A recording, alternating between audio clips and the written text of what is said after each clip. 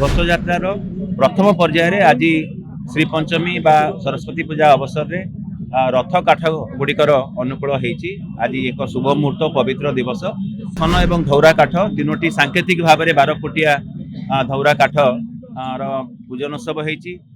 जो राजपुरोहित अच्छा श्रोत्रिय ब्राह्मण मैंने अच्छा तार पूजन उत्सव कर चलित वर्षर घोषयात्रार शुभ आरंभ हो सारी पर्यायर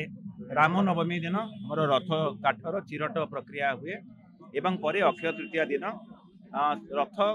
निर्माण कार्यर शुभ अनुकूल करा जाए। जय श्री जगन्नाथ महाप्रभु। चलित वर्ष अर्थात 2026 मसीहार घोषयात्रार प्रथम पर्यायर आज श्री पंचमी बा सरस्वती पूजा अवसर में रथ काठ गुड़िकर अनुकूल होती आज एक शुभ मुहूर्त पवित्र दिवस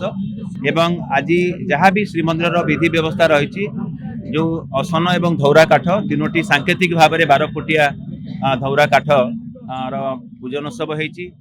जो राजपुरोहित अच्छा श्रोत्रिय ब्राह्मण मैंने अच्छा तार पूजन उत्सव कर श्रीमंदिर कार्यालय आज माँ सरस्वती को आवाहन कलापर वंदना कलापर एवं रथ खोल पूजा समापन होती आमे कहया गले चलित वर्षर घोषयात्रार शुभ आरंभ हो सारी पर्यायर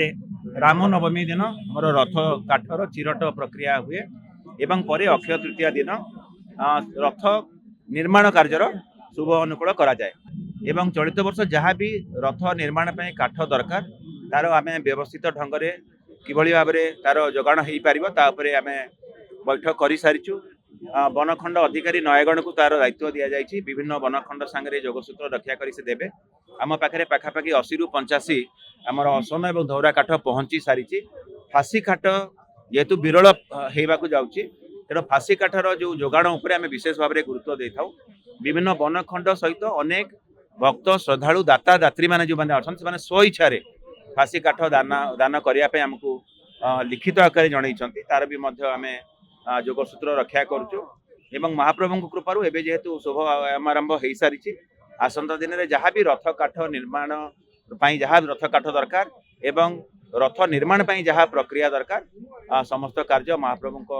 करुणारू आशीषरू ठीक हिसाब से समापन हो बोली आम प्रार्थना करुँ। बहुत धन्यवाद।